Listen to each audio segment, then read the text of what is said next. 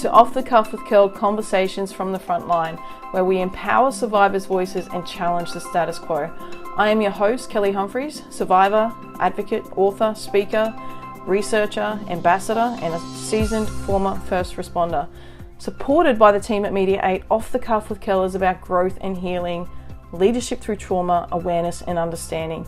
We bring you compelling stories of courage, transformation and expert insights, along with candid discussions on the challenges victims and survivors face.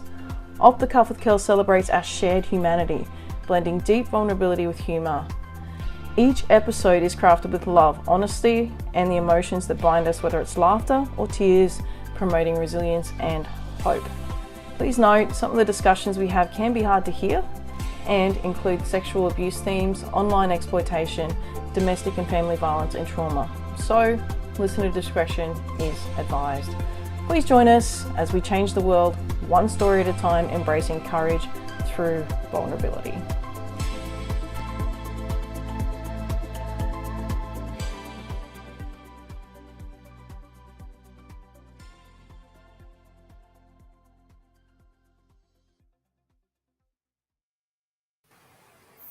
All right, guys, welcome to Off the Cuff with Kel. We're at episode number 25 already, so I'm so excited. As you've heard, there may be some conversations tonight that could be a little bit difficult to hear. We're having a very candid discussion tonight on the disclosure dilemma, something I'm extremely passionate about. So there are support numbers on my page at kellyhumphries.com if you need to talk to somebody. So I'm going to introduce our amazing team that we have here. I've got the wonderful Professor is esteemed, she said, call me Professor, I like it. Esteemed Professor Lynne McPherson. She's the lead Chief Investigator on this project that we're going to talk about tonight, which is funded by the National Centre for Action on Child Sexual Abuse. We've got Dr. Corina Modderman and Kathomi Gatwiri, some amazing ladies, very passionate about this work, and we're going to get into why very shortly. But the project, guys, and I've talked about this many times. If you've been watching and you know my story, you'll know that I'm a survivor of familial child sexual abuse. I've talked quite often about what it has been like to share that story and how difficult it is. So I'm only too happy to have these amazing ladies on here tonight, because I know the difficulties that survivors face in disclosing. And so I want to pull that apart tonight, but also to encourage you, if you are listening and you've started off with us and you are a survivor, stick with us. There is going to be some really powerful stuff that comes out of this conversation tonight around disclosure. So I'm going to hand over straight away to Lynne, if that's all right, and just get you, if you could, introduce a little bit about your project and what it's about. You can start with that. Thanks, Kelly. Hi, everyone, and thanks for the opportunity to talk about this project, because we've been going now for a few months and we're at a really interesting and exciting point. So the project's called, as you've heard, Learning from Victims and Survivors. Fundamentally, it's about hearing from, listening to, and learning from the experts, those who have lived experience of child sexual abuse. We say that it's about disclosure because that's really the critical point at detecting, is something going on, is something happening. And I have to say that many, many years ago, in the front line in the field, as a new graduate social worker, part of my job was listening to children where there was a concern about possible abuse.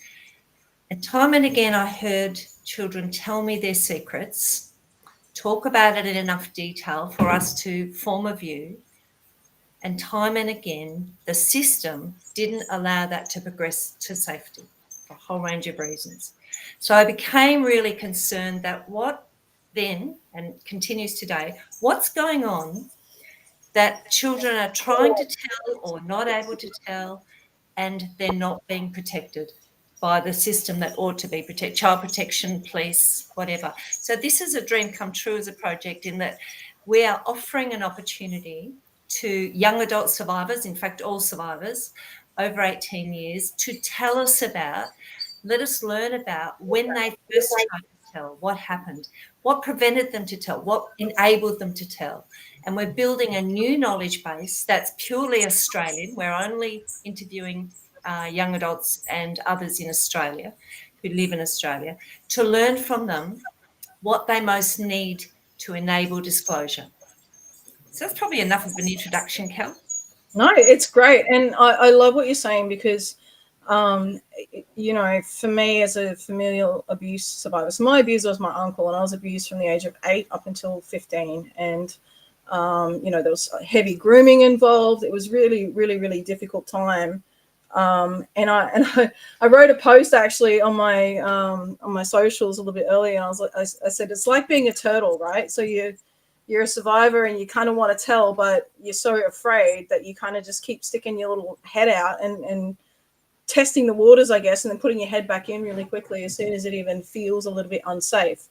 And, you know, as we'll get into a little bit later, there's lots of reasons for that, you know, lack of safety in those feelings, which are not always real feelings. I mean, they're real feelings, but not always I guess the nature of what the situation is. It's not a realistic situation. It's what's put there by the perpetrator to keep us silent, to keep us survivors silent. So by having, you know, more of an intrinsic knowledge of what those things are, we can only get better at, you know, supporting survivors to just extremely, you know, passionate about and would love to see more change because the Bureau of Crime and Statistics research in New South Wales that 80% of the reported incidents don't actually progress through to prosecution, and only 5 to 13% of all survivors actually report. So it's not that many people getting through the system anyway for that attrition rate to see people falling away. So we know that we have to do something here. There has to be a change. And for any change to happen, we know that there has to be research, right? There has to be an evidence base to make that change happen. So I thank you in advance, in case I forget, because I'm very forgetful. I'm special kind of ADHD. If I forget, thank you on behalf of all survivors for the work you're doing to make this a better space. So I'm going to just hand over to, well, actually, this is a question for all you guys. I'd really love to hear from each of you. Why you? Why now? Because you could have chosen any of the 1,000 research projects out there to do. So I'd love to know the heart behind why you've chosen to do this work. We'll start with you. Want me to start, Kelly? Yeah, start on. You go. Okay. Because I don't have a lot more to say because it just really builds on what I was saying before about my early work. And based on that and a current experience, that a real sense that we need to find ways to give voice to victims and survivors. So my motivation is just to do that because I believe that the systems that we've got now are those that were designed by adults for adults. They're very adult-centric. They're not the ways that we hear from children, if they want to report officially, are very adult-centric and forensic. So I'm motivated to enable children and young people to feel comfortable as possible about telling as early as possible, and for the community to have the skills and the knowledge required to pick up on what they're trying to say and to respond appropriately. So that's it from me. Perfect. So, Corina, what about you? Well, I think for me, it's really personal because I shared this previously. When I grew up, I had a good friend, and I often stayed at her home. And in her home, things happened that, of course, I didn't know. But I was also a little bit jealous because she often got beautiful presents, and she was very, you know, it was a wealthy family, and I felt a bit of envy. And then later on, it became clear that she was abused by her father. But the most awful thing, I think, when we were, as young people, we didn't really believe it. We didn't think this would be happening. And I think in the here and now, we still have a tendency that we want to look away when it comes to sexual abuse because we find it too awful. And even this is a long time ago. When we interview people now or we listen to people that are survivors, we still hear this disbelief from a lot of people around, and we still often, people are being doubted, people are not taken seriously, and that's really hard. So I really, and I worked for a very long time, and I worked a lot with survivors. And I think we need to change. We need to listen to the people that are experts who are going to tell us what their experiences are and what we can do better in policy and in practice to actually take this really serious and make the changes that are needed.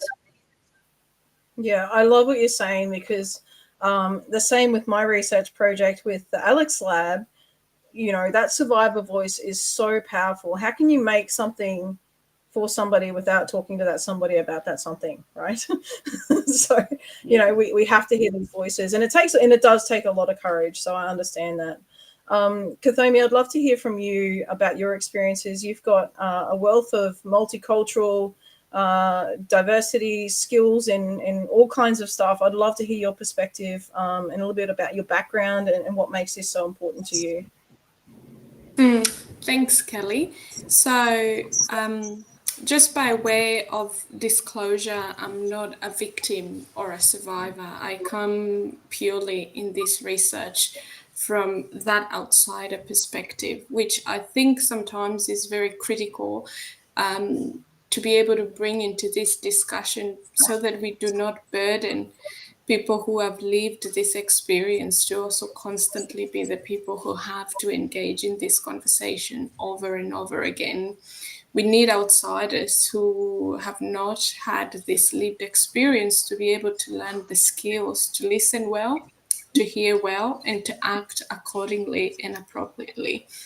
So when Lynne invited me into this study, it was mostly because of my expertise around experiences of children from non-white backgrounds and other minoritized backgrounds, to just really think about how children of color, children from migrant backgrounds, children who are from not those, culturally or racially minoritized background also experience this as a phenomenon, and also how different cultural, social perspectives also hinder or complicate the experience of disclosure. Because, like we'll talk about later, that is a huge part of how children choose to tell, or why they can't tell.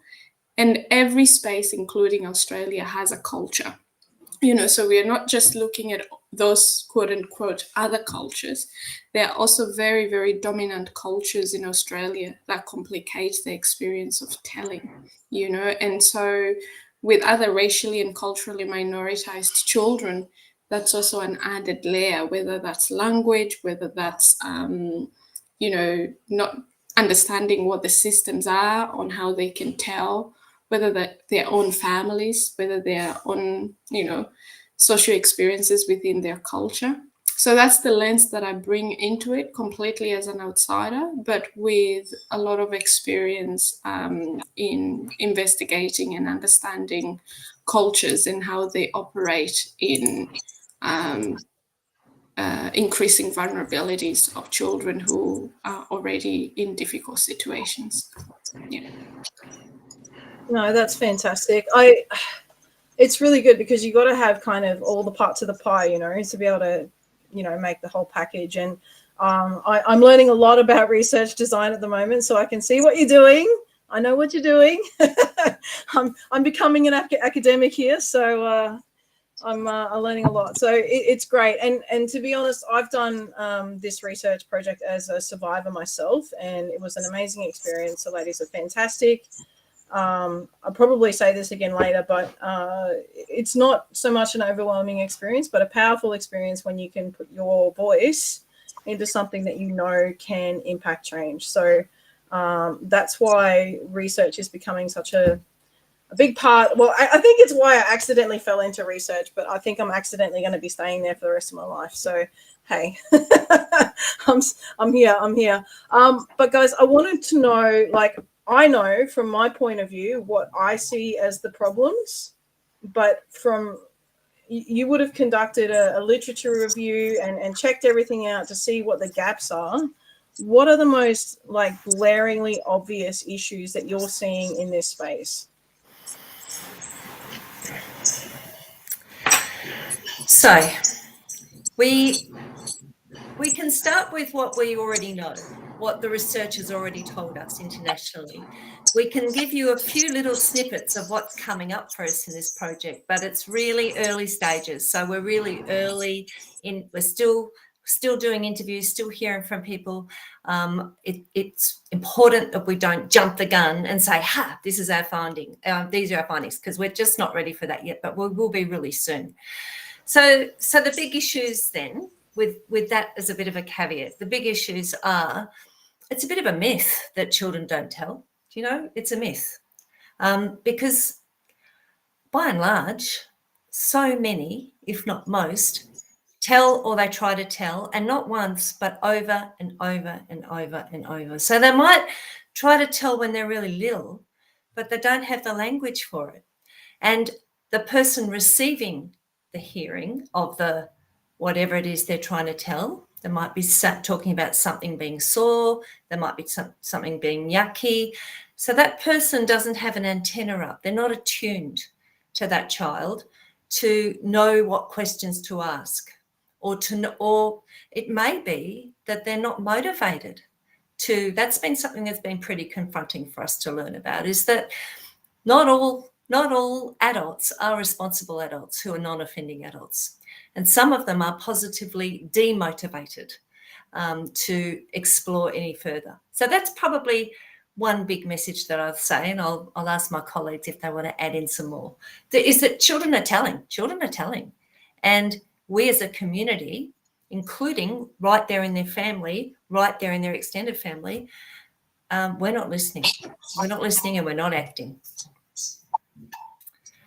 There's plenty more.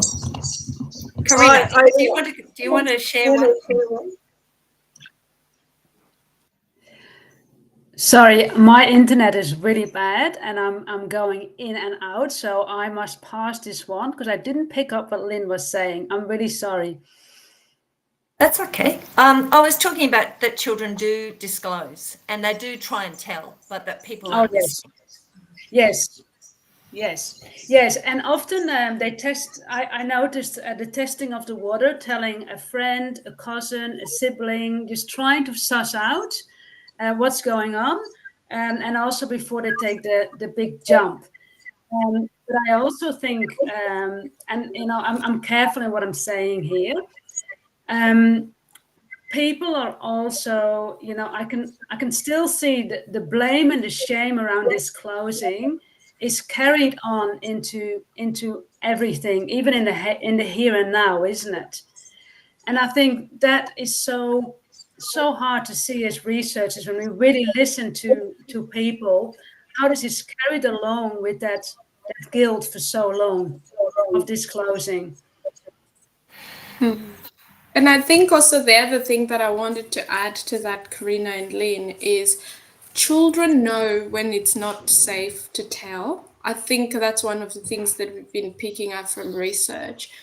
And a child who is attuned to safety, often they'll know very quickly when something doesn't feel good or right, even though they might not have the language for it.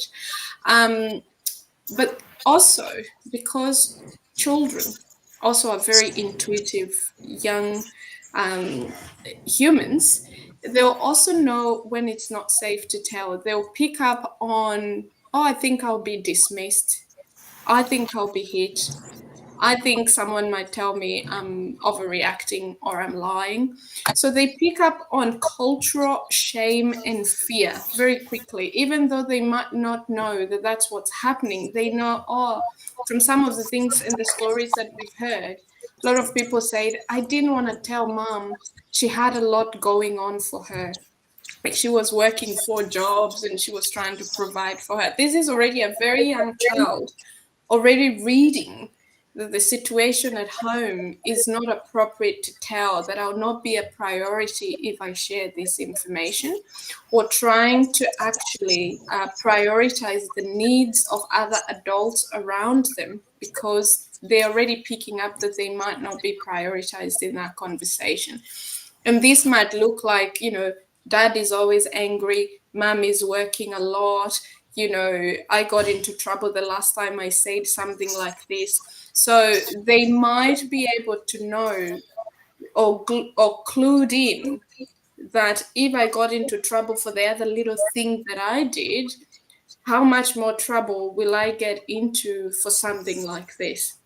And they might, like you tried to say, Kelly, it's a tattoo. I'll go out and I'll see whether it's safe. And if I think it might not be a good day, I get back into the shell. And so like Lynne is saying, we have to have very, very, very responsible and tuned into adults who are able to pick up information when a child is trying to come out of the shell to say 1 or 2 things, and for us to be positively motivated to be able to ask gently and safely what the child is trying to tell us. I'd like to just throw into the mix, and I won't elaborate now unless you'd like me to, is that we haven't been talking about perpetrators. And I think at a time when we're starting to become aware in the violence space about accountability and responsibility, it's really important that accountability and responsibility for child sexual abuse is located in one place only, and that's with the perpetrator. Because perpetrators, we know from clinical work and from literature and from research, we know perpetrators of child sexual abuse are really, really good at helping children to feel responsible for their own abuse, helping them to feel shame and helping them to feel guilt. And that is a huge barrier for the child to be able to break through to tell. You wanted it anyway. You were involved in drinking or in, smoking that joint or whatever. So you're just as much to blame as me is a fairly typical scenario, closing the child down from being able to tell, for example, their mum. Does that make sense? And I think what's really important in our interviewing that we're just doing now of our up to 50 survivors, victims and survivors, is that we're able to explore what stopped them, what got in the way, and we're hearing that detail. It's such a privilege to hear those stories, and we're hearing that detail like there's no tomorrow. People are really telling us what got in the way and what helped. Yeah, and may I say something about that, Lynne? Because I think before we started the research, the question with the victim and the survivors, we consulted with an advisory panel of people with lived experience. And I think that really made a change asking the questions, because they actually picked up, because, for example, we would say abuse, and they would say to us, no, every single time you say sexual abuse, because most of us have more experiences of abuse than just sexual abuse. So be really explicit what this is about. Don't tiptoe around it, because we can work with this. We know what this is, so don't shy away from it. Also, I think, really empowering questions that really came from the advisory group for us as researchers, to be really aware of what we're asking and how we're asking that, I think. Yeah. And Corina, sorry. I was just going to say, I think one of the things that for survivors is the fact that nobody ever knows what to say, and there is this whole delicateness around everything, and people don't know what to say, and they're like, and then nothing gets said. It's like, somebody's died, and survivors don't want that. They don't want that. It's an elephant in the room, and the more you avoid it, it's become this big taboo thing. And normalizing conversations starts with being brave about having them and getting past that part. to be able to step into that. And everything that you're saying at the moment is really validating. Like I can just tick everything that you're saying in terms of the gaps. I can tick all that off in terms of even my own experience and the collective voice of the survivors that I work with as well. So I can see how this would be really, really important, particularly, and I want to say because of familial abuse. We know that 89% of child sexual abuse is perpetrated by someone who is known to the child, right? So this adds this complex layer of trauma and this familiarity that creates this confusion. So it makes the telling so much harder. So I'd love to hear from you guys what your kind of, I know you can't say what's been said, but like what you're kind of seeing emerge in relation to familial abuse, because I would suspect that it's there's a lot of confusion within that, and I think it'd be really powerful if we could open that conversation up a little bit. Yeah, we can talk about general issues. We can say general things that come from both the stories that we're hearing, but also in some of the literature already. And a really, really important issue that's coming up is responsibility for how my mother's going to cope with this. So 8-year-old children feeling responsible for the emotional well-being of an adult woman and fearing that she's going to have whatever she's been told, a heart attack, she's been told by the perpetrator, a heart attack, a nervous breakdown, a hospitalisation, etc., and taking that on as truth. So how powerful is that? If I open my mouth, I think another more global piece of feedback is my life will never be the same. Knowing that I will never be the same. Knowing that the family will never be the same. Everything's going to change when I tell. And thirdly, loss of control. So once I've told, I don't actually have control anymore over what I've told and over what happens next. So they may or may not be some emerging issues that we're finding, and certainly I think I want to say that we take that information so seriously that we're really wanting to carefully look at and learn more about that sense of responsibility that precludes making yourself or potentially making yourself safe by telling. I find it really interesting that you're saying that. The second podcast I ever recorded was a live podcast with my mum, and it was a conversation we'd never had, right? So it was really powerful. But wow. It was amazing. It's actually probably one of the most watched podcasts. So if you are looking for an epic conversation between generations of victims and survivors from mother to daughter, it's a beautiful, very emotional, but very powerful conversation between my mum and I. And we worked out from that conversation, it took me a couple of days to get over it, but from that conversation, I learned that my mum didn't talk. So I didn't disclose. So she didn't disclose until I disclosed to her when I was 19. She'd never told anyone, right? So she kept her secret for 30 years. So I disclosed to her, and then she's like, "Oh my God, I never wanted this to happen to you because it happened to me too, right?" And so everyone was all, upset but nothing sort of happened after that. We kind of keep talking or anything like that. I went off and did my thing. She went off and did her thing, had to do her own coping. I did my own coping and went overseas and buried myself in life, right? And then it wasn't until I wrote my book and started having these conversations that we actually talked about it. And the reason she didn't tell me was because she was protecting me. And the reason I didn't tell her was because I was protecting her. And I felt, and I don't know how many survivors have said this, I let it happen. I allowed it to happen, right?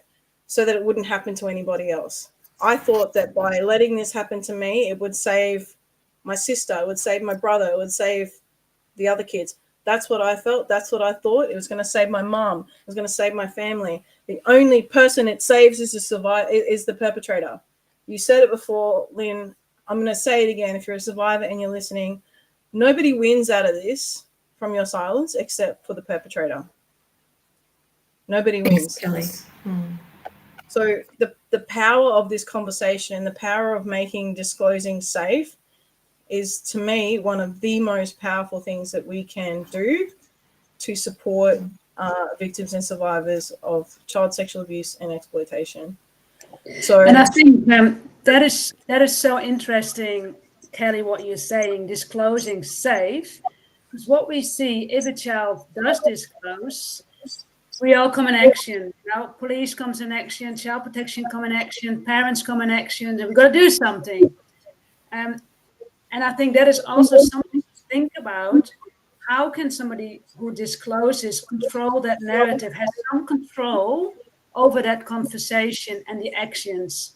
And I don't know the answers to that, but I can reflect back on my own, work in child protection, how we get into action, and we must do something, and we must protect this child. But how can we do that we actually don't overstep boundaries again for this child who might want to lead their process of disclosure? I haven't got the answers, but it made me think when I was listening to stories, to experiences, professionals, and how can we do this well so that we keep listening to the person who has experienced this and who is a victim.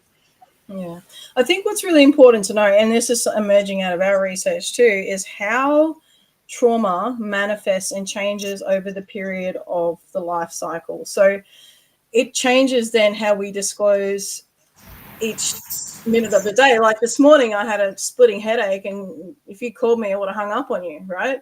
But this afternoon, I'm in a much better space. So it's like one day to the next, it can really change the way that you feel about talking about hard things, and it's circumstantial. But you might also have children, and then all of a sudden you're triggered because you've got now children that you want to protect, and it changes the way you think and the way that you respond and the way that you act. But what you're saying, Corina, is so important, because I personally believe the answer is in culture change, but it has to be accountable and it has to be trauma informed, and our systems have to all work together.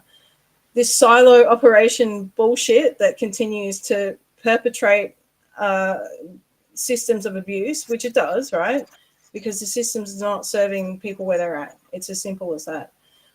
So these systems have to work together in a way that is trauma informed and understands that trauma changes and manifests and emerges and projects itself differently over the life cycle. And if we want to get into it, intimate partner violence and undealt with childhood trauma leads to, adults who don't know how to deal with their adult trauma. And that's how relationships fall apart, and that's how people end up. I think, Kelly, that we're getting much better at understanding trauma, aren't we? We are. And so we know that if a child has spent 6, 8, 10 years of their life in a hypervigilant state, that's not going to go away just because you remove the threat, and that what they're likely to experience is ongoing threat or triggering or being transported back, and that can still happen. What you're describing is many, many years later. So I think it's also about all of those around survivors, as well as survivors themselves, understanding what we all need, because states can become traits. Being chronically hypervigilant and anxious can lead to chronic anxiety. There is an association. Bruce Perry says states can become traits. But equally, healing can happen, can't it? Once there's safety. Healing can't happen without safety, but it can happen with safety. And so I think that probably gives me 20 seconds, if I may, to say that when we do interviews with our, or more, might take 40, when we do interviews with our victims and survivors, we see that as a critical point. We see all of this as a critical point, that we must be incredibly respectful. We must see consent as an ongoing process, not just a ticker box, and that we must be really mindful of the potential for distress, for triggering, and for making a choice, making a stand. No, I don't want to go ahead with this today. No, or ever. That's that person's right. And just as we're promoting and talking about listening to children, we need to listen to victims and survivors in interviews about what they want, when they want it, and how they want it to be. So just want to reassure anyone who's thinking about putting up their hand to participate in an interview that we're a highly trained team. We've all of us got backgrounds in trauma, psychotherapy, and or listening to children and young people who have experienced child sexual abuse. And we will respect your right to participate or to not at any given time. Thanks for letting me say that. No, that's okay. And, you know, the reason we're having this conversation, one, and I said to the ladies, I'm like, oh, I really want to get you on my podcast because I think, one, disclosure is a powerful conversation anyway, but two, holy shit, we need this to change, right? So I did say I would be swearing in my podcast, so they're still here and they haven't left me yet, but it does matter and your voices matter, and we need to hear those voices if we're going to impact change, and it has to be lived experience because, you know, I think for such a long time we've had lots of people making opinions about stuff that are really uninformed, and it really hasn't led us down a path that is supportive or helpful for victims and survivors, and it just is perpetuating harm. So yes, we're getting better. Yes, it's slow. Yes, we've had to be really, really patient. But I love what the National Centre is doing. I love that there's all different types of research. If you look at the types of research, it's really like a whole pie of new knowledge that is going to reshape the way that our government and our community, I hope, because, you know, there's not a great track record. I know that. I know the government has tried, but I can see really amazing things happening because of this work that's going on right now. So if you ever thought that your voice didn't matter or nobody wants to hear you, I want to bust that myth right now. We do want to hear you. We need to hear you. And if you've thought ever or gotten frustrated that nobody listened to you when you wanted to talk about this, or nobody believed you, or you didn't feel seen, or you didn't feel heard, research is really, really empowering. And I'm finding that myself. I've never actually, until probably the last couple of years, volunteered myself for research. Being a researcher now, also participating in this particular project. So Lynne interviewed me, full disclosure, and it was a wonderful experience. In fact, I don't know how she actually got me off the phone, but we spoke quite a long time, and I was able to share until my voice stopped talking. So I had the ability to, I guess, speak fully and freely about my experiences, which I really hope and I really believe will impact change. So these voices go towards making recommendations to government, to child safety, to policy and practice where child protection practitioners are working. So they look at this and be like, this is best practice. This is what we're being told. This is what the research says to us. But without those voices, we can't make those best practice examples. I don't know. Help me out here, Lynne. Recommendations. Thank you. Well, we want to develop. We'll be developing some really clear guidance, practice tools, recommendations. So what's going to come out of this is, alongside you referred to our youth advisory group before, Corina. We have a group of gorgeous young people, victim survivors, who tell us what we're getting right and what's rubbish, throw that away. They looked at our interview schedule, they chucked a couple of questions out, and they helped us to, figure out what we should be doing. They'll also be helping us when we get to the end point. We've got a couple of steps in between. But when we're designing products to help community understanding, professionals' responses, policy recommendations, they'll also be co-designing and helping us to do that. We're also about to start, in fact, we've done one. We're going to start running yarning groups. And the yarning groups are specifically for people who are first responders. So family members who are first responders and listening and hearing and acting to protect. And then we're going to run some for professionals, and we've already run one, who are in counselling roles, sexual assault centre roles, children's support roles.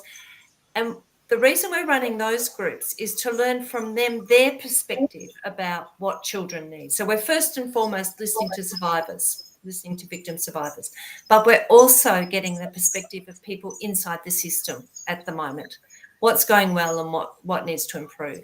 So if anybody here listening is either a professional working in the field, as well as victims and survivors, we're also looking for family members who provided support and professionals for the groups. And awesome. my phone number's been flashed all over the screen. So I don't pick up. No prank calls, guys. Fantastic. I don't pick up calls because I'm deaf. You probably hear that I'm shouting. I do read my texts, and I encourage people to text me, please. Perfect. I just want to ask Kathomi, if I could, I really want to what your anticipated outcomes might be, or what you're expecting to see in relation to our cultural or minority groups, because I'm really worried about our First Nations communities, for example, and our young people in First Nations communities, because they're far more vulnerable, and culturally and linguistically diverse groups are far more vulnerable than us, I would say, white Caucasian group. But what's going to make it better for those communities, and what are you expecting to see? I think that's a great question, Kel. And I think this is where we start to think about, the conversation, the point you made earlier about what you think the biggest thing that needs to shift around this is culture. And everybody has a culture, a culture that locates how we view children, how we view women, how we view men, how we view abuse, how we view, all those intersections that complicate our capacity to tell and who we tell. Now, when it comes to different cultures, whether that's, different cultures from the Australian culture, children might feel, because of these collectivist cultures, if I can speak specifically about African cultures, it's very collectivist culture. So you grow up thinking that it's your role to just kind of be not just an individual, but an extension to your culture. So when something happens to you individually, you feel like it's not just your job to protect yourself, but you also have to protect the reputation of your culture, to protect the reputation of your family, the reputation of your social group. And, because you're a person, but you're also an extension of the culture. So reporting is even complicated, because you don't just feel like you're reporting something about yourself, you feel like you're reporting something about your culture. So if you go and report this thing to the police, for example, do you have a sense that it will not just become about you, but it will become about Africans, that it will become about, Indians, that it will become about First Nations people, that it will just be a representation of both you and your culture? And a lot of people are very afraid, especially in a context where they feel that those cultures are already cast in a negative light, that reporting some of these things will make their cultures also be targeted by institutions, whether that's by authorities, whether that's by police, whether that by welfare systems. Their children will be removed. And it really does complicate. And like I said earlier, children know when they're not treated fairly by systems. They know when their people are not treated fairly by systems. They already start to pick up that stuff when they're very young, how they're treated by nurses, by doctors, by kinder teachers, by police. They already know the conversations that are going on in their communities. So, Kel, some of these things, even though we think they're adult talk, are also picked up by children, which then make it really, really difficult to be able to say something, because they're not just saying something about themselves. They feel like they're putting their culture out there for display and for criticism and for shaming, especially when that culture may already be under scrutiny by the dominant culture, which then also extends the experience of shame and fear and silence. So when we can make a culture that makes it free for everybody to be able to speak, I think it will also help children from minoritized backgrounds to also feel safer to disclose, So that's what I can say about that. I kind of got a little bit goosebumpy then, because I just think that that's so valuable, and Australia is seeing it's becoming a home for so many people from all over the world, that we practitioners and anyone who works with our community has to become more aware about the issues that are faced in other countries.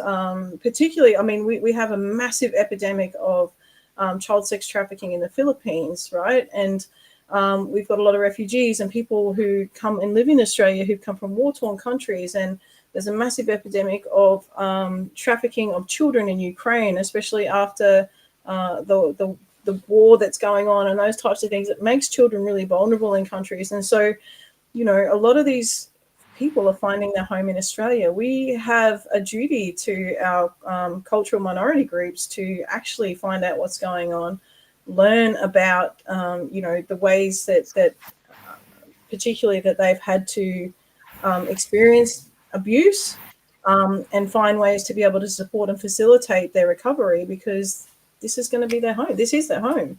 And not just that, obviously First Nations children and families as well. That's a whole different ball game. And so I just really appreciate what you've said, because I don't think I've ever really looked at it quite like that. Because I think also, Kel, what you're saying is important, that when practitioners are not trained to understand how disclosure can look in a different culture, even with their best intentions, they might not be able to respond appropriately, or also disclosure is very challenging. You can imagine what it would mean to try and disclose in a different language, or when English is not your first language. What must that look like when you're trying to say such complicated, deeply personal, intimate things in a language that's not yours? So I think if we can talk to practitioners to be able to understand what that might look like when, first of all, you don't have the language for it in your body as a child, but also when you don't have the language linguistically, because you might not have English as your first language. That complicates those experiences as well. So I really appreciate the interest in being able to understand that when one child is unsafe, regardless of who child that belongs to, as a society, we need to respond really seriously, because every child belongs to us. As we would say in the African culture, the child belongs to the village. And if one child is unsafe, there is something deeply wrong and broken about our village structure. And it doesn't matter whether that child belongs to you. If the child belongs to one person, it belongs to everybody. And so our response needs to be multifaceted, and everybody needs to be involved in creating a safe village for every child to live in. I love that. And I think that is the mission for so many law enforcement who I work alongside, is wanting to really, it's a global crime, right? It's a global crime. So we need to have global conversations that involve everybody. And that is such a significant thing. So I guess on that point there, I just want to say, if you are from a First Nations background or culturally and linguistically diverse, or have a disability, or identify as LGBTIQ+, okay, please jump on, because these voices from all different walks of life are so important to be able to create appropriate recommendations which support the needs of everybody in the community. And without that, you're only looking at like a single lens, and that's not going to help anybody moving forward. So please, please, please, if you're feeling afraid, or you're feeling that little tingle and you're like, Kel, don't make me do it, that's your call. That's the call to action. Thank you, Kelly. Kelly, we haven't really directly addressed your questions about First Nations, and I think it's right and proper that we haven't, because none of us are Indigenous, but our team does have Indigenous representation, just not here this evening. So if it's okay, I'd just like to mention that we are guided very strongly by the Dean of Guinea College. He's our cultural consultant, and that's Professor Stuart Barlow. He's an Indigenous man, and one of our research team is Darlene Rotema, who is a proud Bundjalung woman.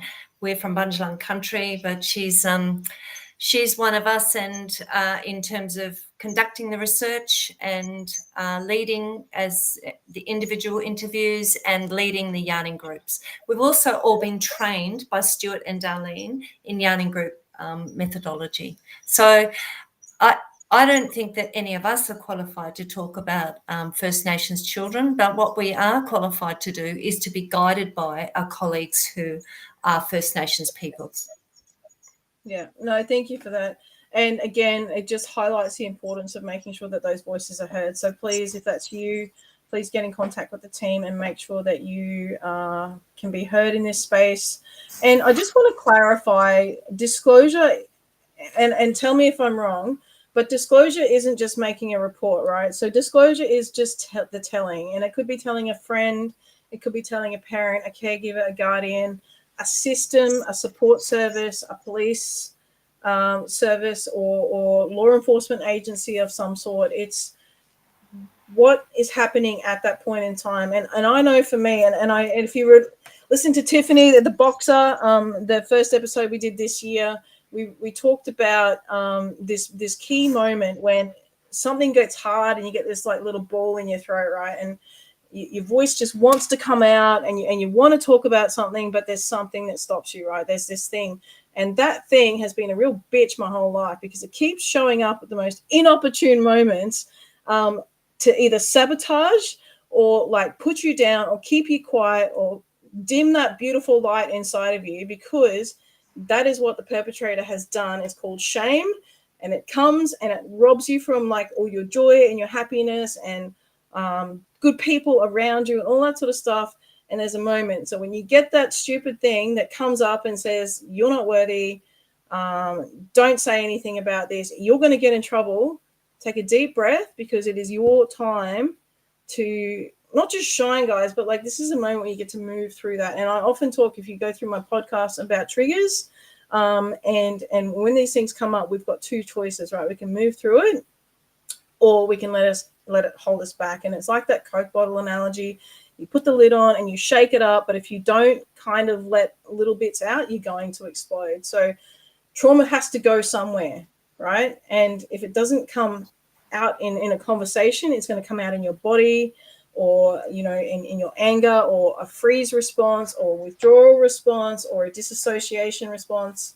And this is all just impacts of survivors or child sexual abuse or exploitation, or even stress. Like we can get disassociated driving to the shop and be like, I don't even know how I got here, right? That's called disassociation. It's just minor, right? So there's the whole spectrum of disassociation. So don't get caught up thinking that your voice is not valuable. It matters. And just from the short conversation, because we're going to run out of time really soon, and we didn't even get through half of, I knew we wouldn't get through half of what we wanted to talk about, but it is such a powerful conversation. And even at the end of this research, we might be able to get you guys back to talk about what the actual outcomes are and how that's going to improve the system, because I think that we'd love to come back at the end. We'd love to. But I really want to ask, what is coming out? I want to know what's coming out now. What are the things, like what sneak peeks can you give me, please, about what you're learning so far? What are the biggest things? I want one from each of you. How about that? Can we do that? I guess we're starting to wonder if an unanticipated consequence of the Royal Commission, which was a huge investment and did brilliant work, is that there may be a developing belief that most abuse happens outside. It happens in institutions. What? And that's not what's coming up. That's not what's coming up. We're hearing from people who were abused by family, extended family, close family, and more family. And a lot of abuse is perpetrated by parents and I guess another related to that, one thing that surprised us is that not all non-offending parents are trustworthy adults, so that there's sometimes active collusion on the part of the other parent. There's sometimes active silencing, and that's pretty hard to hear, and it must have been much harder for that victim survivor to experience. So when you, can I just clarify what you're saying is colluding, meaning that they're either a part of it, or the act of silencing, meaning if the person tries to speak up, they inhibit that speaking up by they silence. Yeah. So don't tell anyone. So there are often consequences for children who are beginning to try to tell, and the consequences mean that they're shut down again. And that punishing can be both from the alleged perpetrator, and it can be from the other adult in the house, or the other close relative who's saying, "Stop saying this. Stop saying this." Yeah. And I think that's been a pretty confronting thing to emerge. Yeah. Is there anything else you want to share? Because one more. Well, I think sometimes it hurts your heart when you listen to people. It honestly hurts, because I think it is so hard to disclose. But then when you disclose, which is not one moment in time, it's a part. But then when you do go to, police or court, I don't know how you do it. It's just heartbreaking to listening to their stories, and what people have to confront if they go down that path is just horrendous. Yes. I don't know. That's not a finding. That's not a finding of our. I mean, we kind of know this already, I think. But observing this is like it hurts. It does hurt, and I think we've got in place very clear and detailed debriefing, diffusing, and self-care protocols for all of us as a group of researchers. But to answer your last question, Kelly, we think that this material is gold, and we want to treat it with the respect and dignity that it requires. And we want to look very closely at it, analyse it very carefully, and we will come back and tell you everything, we promise. That's good, because I'm going to hold you to that. I just want to say, like, it does hurt. As a researcher myself, I'm looking at. It's really, really powerful to sit there, and I think a privilege for somebody to share their story with you. And I think for so long, for many, many survivors out there who are listening right now. We think that it's going to be a burden to have to share with somebody else, and we so often silence ourselves because we're worried that it's going to upset somebody, or just break up our family, whatever it might be. But for those who love and care and unconditionally support you, it is a gift that you would trust somebody with that story, with your story. And I feel, as a researcher and somebody doing this now, that it is a gift and a privilege that you feel safe enough to share that story and to share your heart. And I would really, really encourage you, because it's not just the impact that can come out of this for the recommendations. There's a part of you, and I can say this as a survivor, I'm qualified, that when you do share, and it's called restorative justice in a way, and maybe I'll make up a new word called restorative research, right? So I just made that up. We're going to call it, right? Restorative research. Because when you give yourself to a project like this, or even to my project, if you're a CSAM survivor, a CSA survivor, I have a project too, don't forget. But there's a part of you that knows that you're helping impact future generations, right? That's the same part of you as a little girl or a little boy who's been sexually abused, that wanted to make sure that you saved your mom or your dad or your little brother or your sister. It's an intrinsic part of us.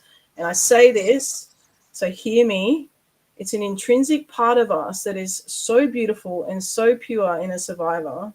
It is the same thing that a perpetrator will exploit. Okay, it is the gift that you bring to the world, and it is that same beautiful thing that a perpetrator will use to keep you shamed and silent. Okay, so hear me now. Do not let those perpetrators have one more moment of power over you.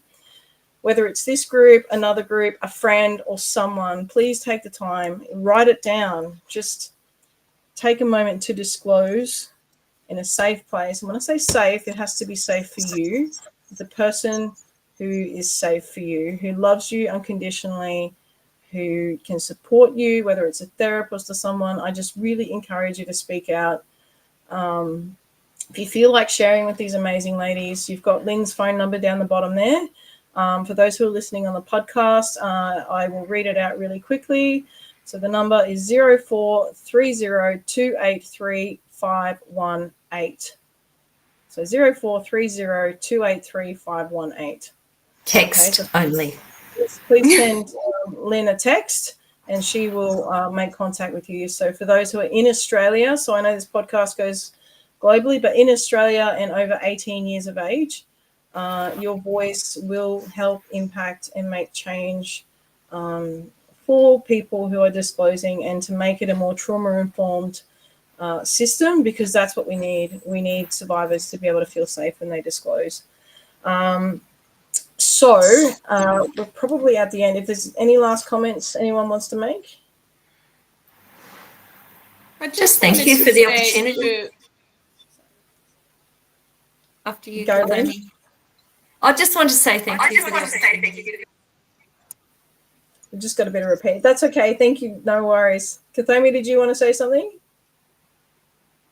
Yeah, I just wanted to say thank you for talking about, you know, that beautiful part that often gets exploited, because I think sometimes what we see, not just in our research and in others, is that internalized shame.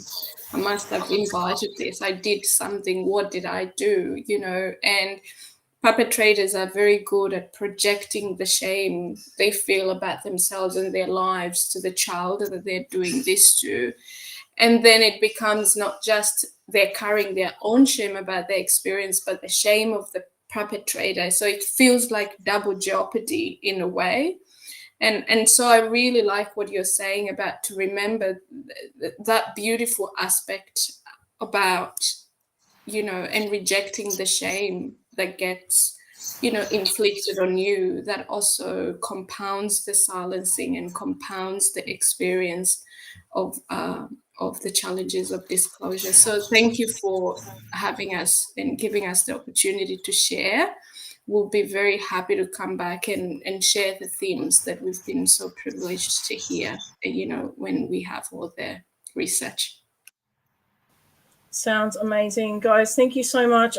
If I can just get up the Reclaim Your Freedom, guys. If you haven't already got it, there's a free copy of Reclaim Your Freedom, 8 cycle-breaking strategies for survivors of child sexual abuse. And you can order my book on my website at kellyhumphries.com. So next fortnight, we'll have Michael Salter on our episode. He is going to be talking about some pretty cool stuff with us. Who are the perpetrators? And we've touched on it a little bit tonight with this amazing group of ladies. We're really going to tackle familial perpetration and the facts, and just get real. I don't say down and dirty is not the right word, but like really, really raw, and have a really powerful conversation around what's actually really going on out there. So again, if you would like to join the research, please give Lynne a call. There's a QR code on your screen. Please get a hold of the team and share your voices. And be brave, guys. Your voice matters, okay? Looking forward to catching up with you again soon. Thank you for being part of Off the Cuff with Kel. Thank you, ladies, and we'll see you soon. Thank you.